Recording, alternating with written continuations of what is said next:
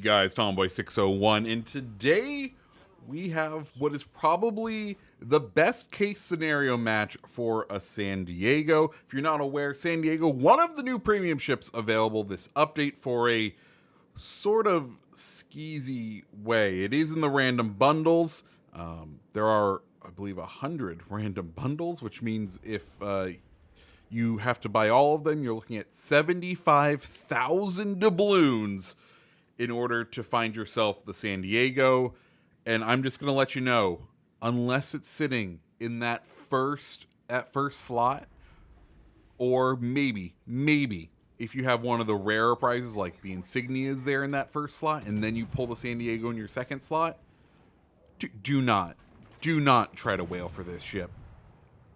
So what is San Diego? Well, as I'm sure you can look at its glorious hull, it is an Atlanta, and you must be saying, Tommy, what improvements have they made to an Atlanta to warrant it going up to tier 7? And let me tell you guys, there's not many.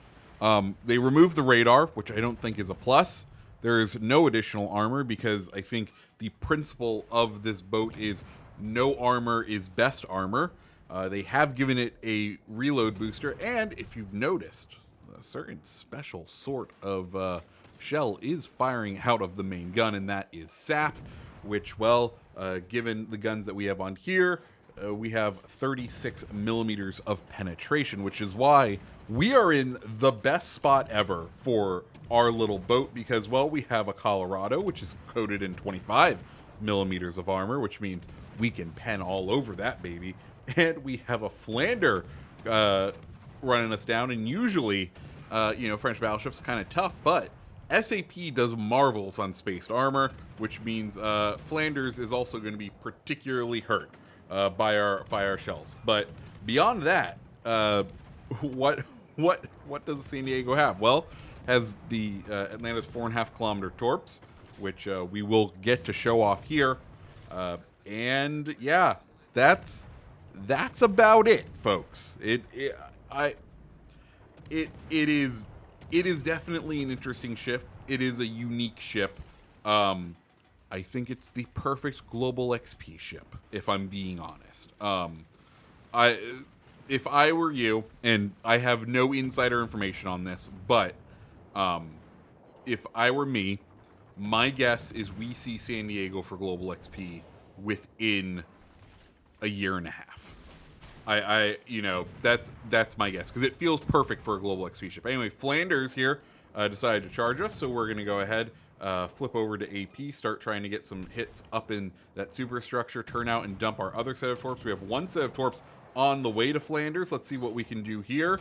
And, well, boom, there it is. We'll set another set of torps here as those guns reload. 4.5 second reload on them, or when you have the whatchamacallit a little bit more, and there goes just a massive slap. As you can saw, we weren't flat broadside there, but which means that the shells, the very high velocity French shells, were able to arm inside of us and just absolutely wreck shop.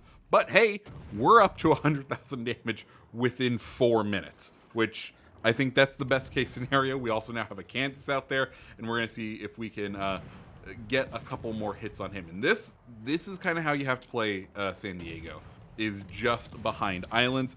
Commander we are running is Shelly Beepley, all about concealment, because you need every little point kilometer of concealment to go island to island hopping. If you don't have the concealment, you will not be finding yourself having a very good time. That's kind of what I've come to the conclusion with. We're running Beepley just because she has all those concealment mods. If you don't have Beepley, just try to get the concealment down on this. If you find yourself owning good old San Diego.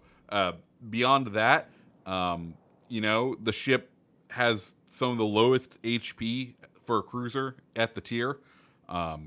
It isn't, it gets overmatched by every single battleship and any of the a good chunk of the heavy cruisers, especially up at tier 8.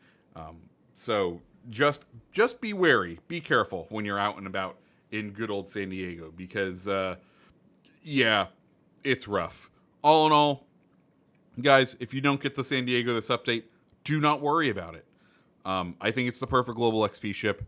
I hope that we see it come for global XP in the next year and a half because honestly, I think that would be the sweet spot for it as a global XP ship. I don't really see it being worth any sort of doubloons.